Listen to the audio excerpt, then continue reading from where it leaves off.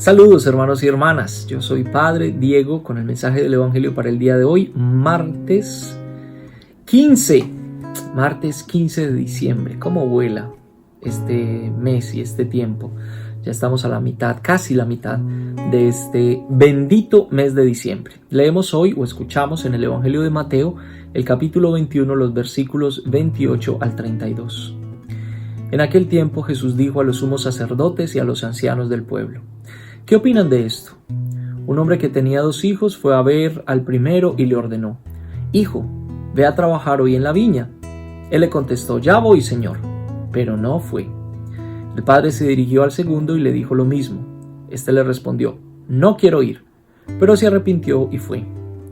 ¿Cuál de los 2 hizo la voluntad del padre? Ellos le respondieron: El segundo.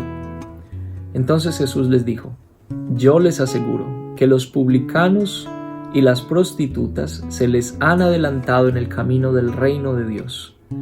Porque vino a ustedes Juan, predicó el camino de la justicia y no le creyeron. En cambio, los publicanos y las prostitutas sí le creyeron. Ustedes ni siquiera, después de haber visto, se han arrepentido ni creído en él. Es interesante la relevancia que Jesús le otorga al ministerio de Juan el Bautista y su llamado a la conversión. Es como una condición para entrar al reino de los cielos, lo que significa que para vivir la experiencia del reino de Dios, por supuesto, hay que vivir un camino de conversión.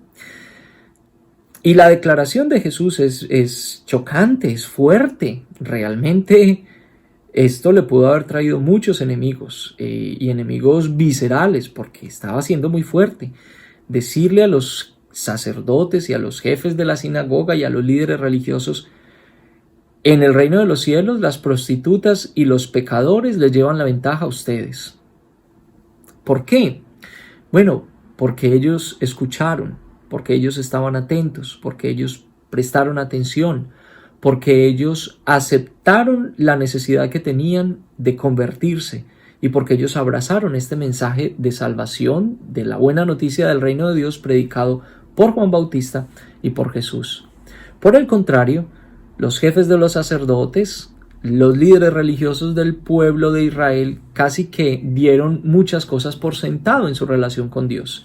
Nosotros somos el pueblo elegido, entonces la salvación nos pertenece por derecho, no como a esos pecadores. Ellos tal vez pudieron haber pensado. Entonces el lamento de Jesús se convierte en una acusación hacia los líderes, hacia los jefes de la sinagoga, hacia los sacerdotes. El reino de los cielos entonces se les va a quitar a ustedes porque no escucharon, y se les va a ofrecer a otras personas que estén atentos, que hagan caso, que obedezcan. Entonces este evangelio me hace pensar a mí en las cosas que yo doy por sentado en mi relación con Dios. Como en cualquier otra relación con otras personas, muchas veces yo a veces doy por sentadas ciertas cosas, o el otro se vuelve como, o yo me acostumbro a la presencia del otro y doy muchas cosas por ciertas, o las doy por sentado en mi relación con los otros. Por ejemplo, me vuelvo perezoso para estar atento, para cuidar al otro, para hacer un esfuerzo para ser, más generoso, más cariñoso, más atento, ¿cierto? Porque es que mi esposa siempre va a estar ahí disponible para mí, o porque mi esposo me quiere mucho, o porque mi papá y mi mamá siempre me van a responder cuando yo les pido un favor, etcétera, etcétera, ¿sí? Lo mismo nos puede pasar con Dios. Entonces, escuchar a Dios, prestar atención a Dios, también significa prestarle atención a mi relación con Él y no dar por sentada su compasión y su misericordia hacia mí. Vamos a leer nuevamente este evangelio.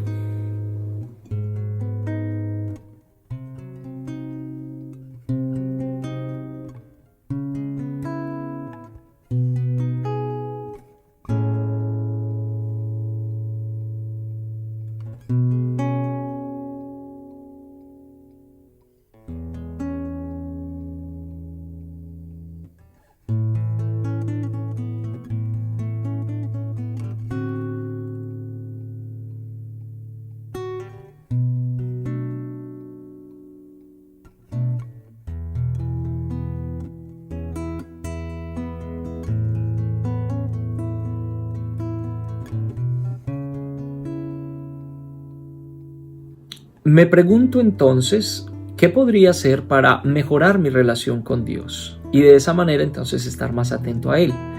¿Qué podría hacer en estos últimos días de Adviento? Ya casi se acaba, nos queda un poco más de una semana. ¿Qué podría hacer entonces para como volver a encender mi amor por Dios? Como para fortalecer mi relación con Él, para asumir este camino, este proceso de conversión de una manera más, más seria, ¿sí? Con una nueva determinación en este camino de Adviento, que ya casi se va acabando.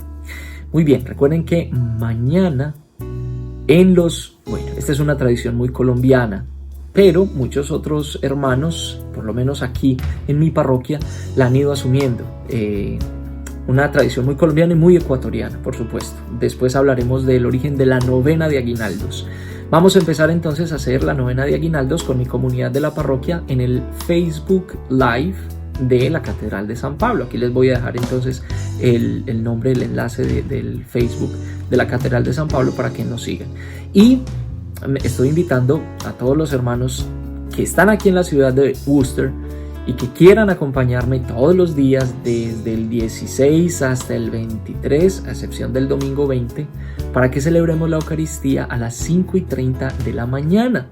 Nos vamos a sentar, a reunir aquí en la catedral y vamos a celebrar la Eucaristía, que es llamada en algunos países las misas de aguinaldo, en Puerto Rico, en República Dominicana, en México, son una gran tradición.